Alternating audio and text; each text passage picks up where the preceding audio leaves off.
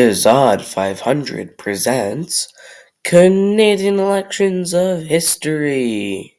The 25th election in Canadian history happened on the 8th of April, 1963, where there were four major party candidates.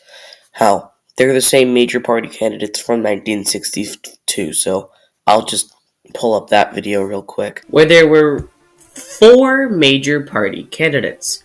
We'll start with the non-important ones like Robert N. Thompson of the Social Credit Party, which for some reason is still around, and I cannot tell you why. And I really hope they get out of here as soon as possible because they are making my life miserable. You got that, Thompson? You got that? I don't know if you're still alive or not, but if you are, you make my life worse. Just kidding, by the way. And then the first NDP leader, yes, the New Democratic Party has now formed, and Tommy Douglas is running that one. And then to the big guys that people actually care about. We got Liberal leader Lester B. Pearson and Progressive Conservative leader John G. Diefenbaker, who were actually the main opponents in the election of 1958, as you may have expected. Diefenbaker has been leader of this party since the 14th of December 1956, and for Pearson, that's ever since Louis Saint Laurent resigned from politics altogether in the 16th of January 1958. Thompson, what do you got to say for yourself? When were you leader? The 7th of July 1961? Well, that sucks, because I've been leader since the 6th. But Tommy Douglas been since the 3rd of August 1961. For leader seats, since we might as well just get into that. Prince Albert is where Diefenbaker is running from. Pearson is running again from Algoma East. Thompson in Red Deer because of course he is. And Tommy Douglas. Alright, I have to stop you here because Tommy Douglas actually found a place where he can run in, and that would be Burnaby, Coquitlam.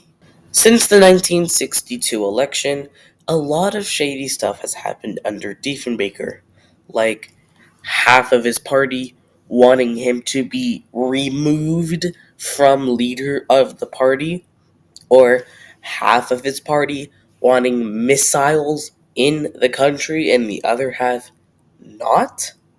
So, yeah, his party was pretty divided. In almost every single, poll had the Liberals in front of the Tories, and it looked inevitable that Pearson would form a majority government. Did he?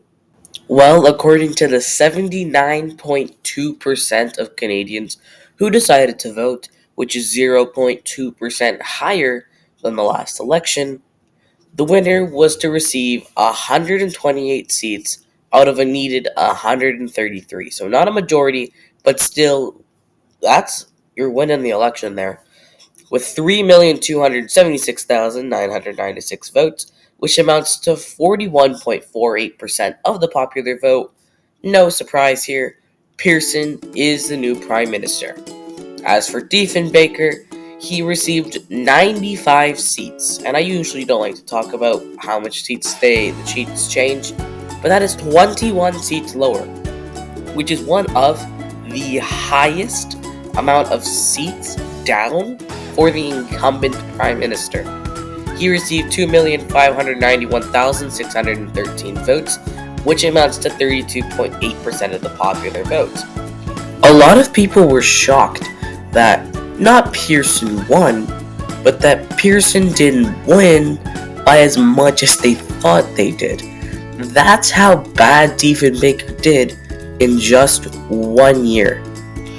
Yikes. I really hope the American president doesn't die in a couple months. And I'll see you guys for the election of 1965.